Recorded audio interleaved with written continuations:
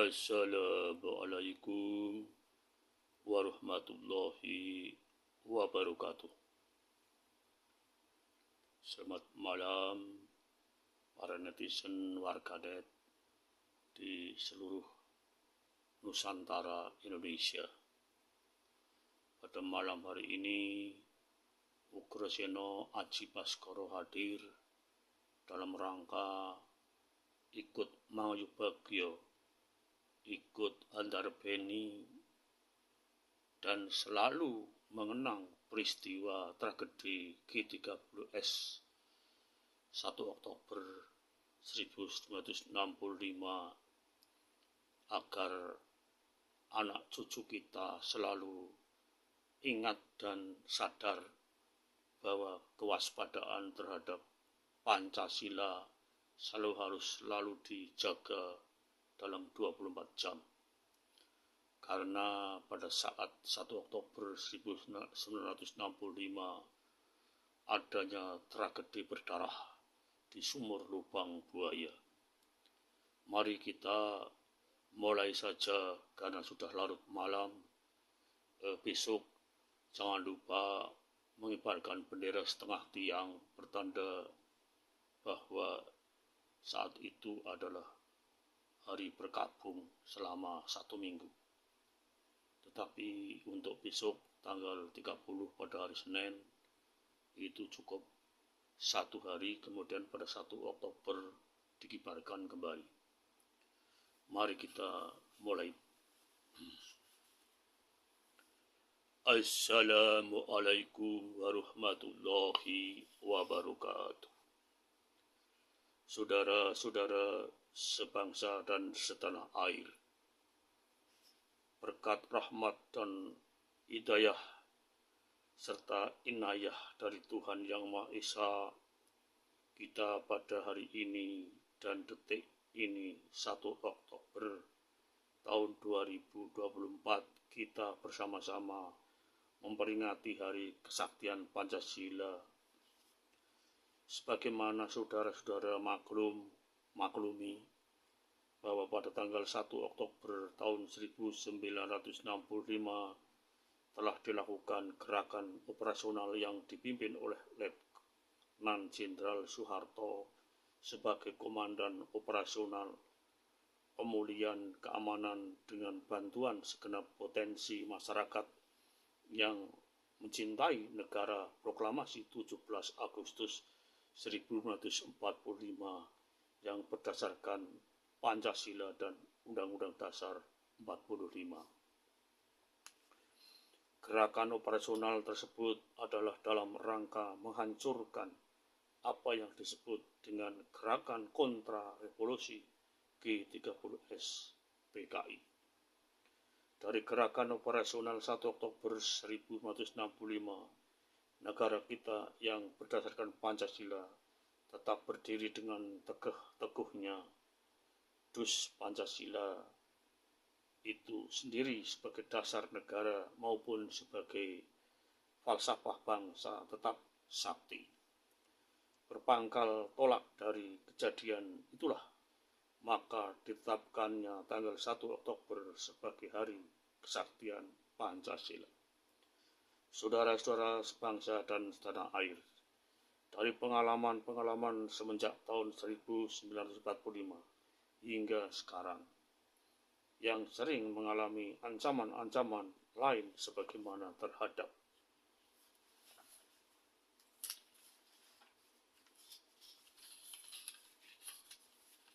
negara kita yang berdasarkan Pancasila. Namun kita tetap berdiri dan sentosa. Hal tersebut dikarenakan oleh cita-cita ataupun pandangan hidup bangsa Indonesia yang digali dari kalbu bangsa Indonesia sendiri yang terumus di dalam Pancasila. Bangsa yang besar adalah bangsa yang menghargai para pahlawannya. Para pahlawan sangat berjasa bagi bangsa Indonesia.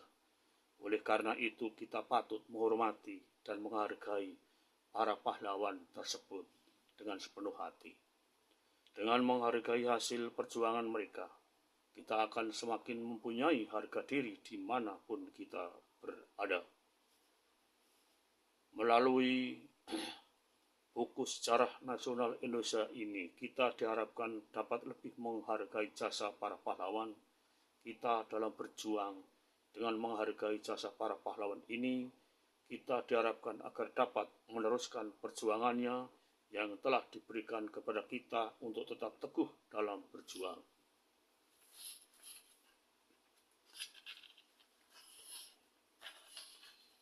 Arti pahlawan sendiri adalah orang yang berjasa bagi masyarakat dan negara. Pahlawan selalu berjuang untuk mempertahankan kebenaran dan keadilan. Pahlawan revolusi adalah pahlawan yang gugur karena pemberontakan G30 SPKI yang terjadi pada tahun 1965. Gelar pahlawan revolusi diberikan kepada sejumlah prajurit yang gugur akibat peristiwa pemberontakan G30 SPKI.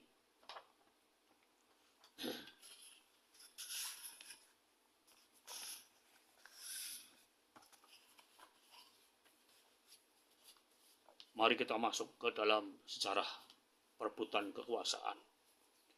Perebutan kekuasaan PKI pada tanggal 1 Oktober 1965. Persiapan kudeta di Jakarta. Seusai rapat terakhir persiapan pemberontakan tanggal 29 September 1965 malam, SAM beserta Kolonel Latif, Letkol Untung, Mayor Udara Sujono menemui DN Aidit untuk melaporkan secara rinci seluruh persiapan gerakan di Jakarta dan di daerah-daerah. Dalam kesempatan itu dilaporkan antara lain mengenai organisasi gerakan, nama gerakan, hari H dan jam D, susunan Dewan Revolusi di pusat proses penyusunan Dewan Revolusi, dan tentang Dewan Militer. DN Aidit selaku pimpinan tertinggi gerakan mengadakan perubahan pada konsep persiapan itu, antara lain nama gerakan yang semula diberi nama Operasi Takari diubah menjadi Gerakan 30 September untuk masalah lainnya dianggap sesuai dengan keputusan politik sidang Politbiro CCPKI yang diperluas pada tanggal 28 Agustus 1965 dan sidang Politbiro CCPKI pada hari-hari berikutnya. Pada tanggal 30 September 1965, sekitar pukul 9 di rumah SAM di Jalan Pramuka diadakan pertemuan kembali. Pertemuan ini dihadiri oleh Ketua CCPKI DN Aidit, SAM Bono, Mayor Jenderal Pranoto Rekso Samudra, Mayor Udara Sujono. DN Aidit mengadakan pengecekan terakhir atas seluruh persiapan gerakan. Ia menyerahkan daftar nama anggota Dewan Revolusi dan memerintahkan agar seluruh petugas siap berada di pos masing-masing sebelum pukul 00.00 tanggal 1 Oktober 1965. Pertemuan itu selesai kira-kira pukul 11 tanggal 30 September 1965. Selanjutnya DN Aidit diantar oleh Mayor Udara Sujono berangkat ke rumah Sersan Udara S. Suwardi di Komplek Pangkalan Udara Halim Perdana Kusuma. Tempat ini berdekatan dengan Cenku 2 Sentral Komando 2 Koop AU.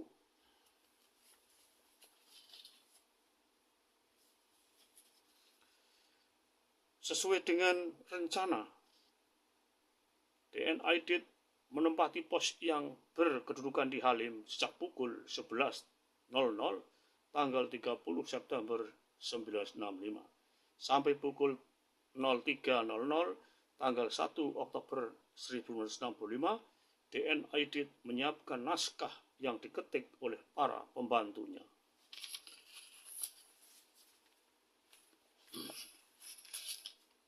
Sesuai dengan rencana, gedung PN Aerial Survey PENAS di Jalan Jakarta Bypass, sekarang Jalan DE Panjaitan, dijadikan Senko 1 Sam selaku ketua pelaksana gerakan menempati posko ini dan menjalankan tugas sesuai dengan petunjuk pimpinan tertinggi berada di tempat ini. Selain Sam juga Pono selaku wakil pimpinan pelaksana gerakan, Brigjen TNI Suparjo sebagai penghubung Senko dengan Presiden Soekarno, Kolonel Latif dan Letkol Untung sebagai komandan gerakan militer, sedangkan Mayor Udara Sujono dan Letkol Udara Heru Atmojo bertugas sebagai penghubung antar Senko.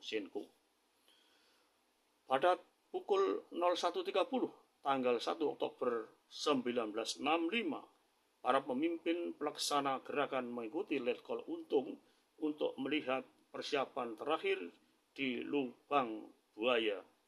Pada pukul 03.30, Brigjen Suparjo dan Mayor Udara Sujono bergabung dengan DN Aidit yang datang ke Koop AU untuk menemui Menpangau Umar Dhani. Kemudian mereka menuju ke rumah Komodor Udara Susanto. Tetapi tidak lama, mereka pindah lagi ke sebuah rumah yang telah dipersiapkan untuk kegiatan mereka tidak jauh dari rumah Komodor Udara Susanto. Para pemirsa yang budiman, sementara itu tanggal 30 September malam terjadi kesibukan yang luar biasa di Lubang Buaya.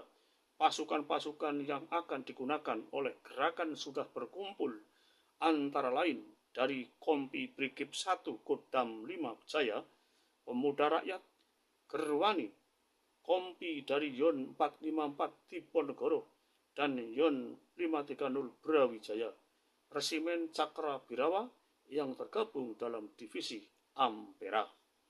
Pada pukul 02.30 pagi, tanggal 1 Oktober 1965, Letutul Arif, komandan pasukan Pasopati yang bertugas menculik para jenderal, mengumpulkan para anggotanya. Ia memberikan briefing kepada para komandan peleton dan kemudian membagi tugas pasukan Pasopati. Ia menjelaskan bahwa mereka yang akan diculik adalah tokoh-tokoh Dewan Jenderal yang akan mengadakan kop terhadap Presiden Soekarno. Oleh karena itu, mereka harus ditangkap hidup atau mati. Taktik penculikan ialah mengatakan bahwa mereka diperintahkan menghadap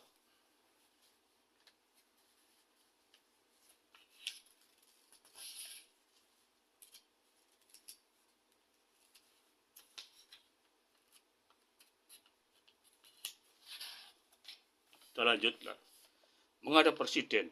Selanjutnya, para komandan pasukan dari peleton penculik kembali ke anak buahnya untuk mempersiapkan diri. Sandi gerakan pasukan Pasopati adalah suara tanya Ampera, jawab Takari, klakson tanya 2 kali, jawab 3 kali. Gerakan tanya garuk-garuk kepala, jawab menunjuk kepala yang garuk-garuk kepala. Pegang senjata tanya, ibu jari kiri diangkat, jawab menunjuk kepala yang diangkat. Cahaya tanya 1 kali, jawab 4 kali. Bendera scrap warna merah, kuning, dan hijau dipakai di leher. Lencana merah putih di saku baju. Kendaraan segitiga merah, kuning, dan hijau. Tanda kendaraan silang putih di belakang. Lencana malam di bahu kiri, lencana pagi di bahu kanan. Mari kita menuju ke penculikan. Penculikan dan pembunuhan pejabat TNI Angkatan Darat. Penculikan Menkuhankam Kasab Jenderal TNI AH Nasution, kurang lebih pukul 03.00, pasukan yang bertugas menculik Jenderal AH Nasution berangkat yang pertama kali dari Lubang Buaya. Pasukan ini dipimpin oleh Pelda Jahurup dari Men Cakra Birawa dan terdiri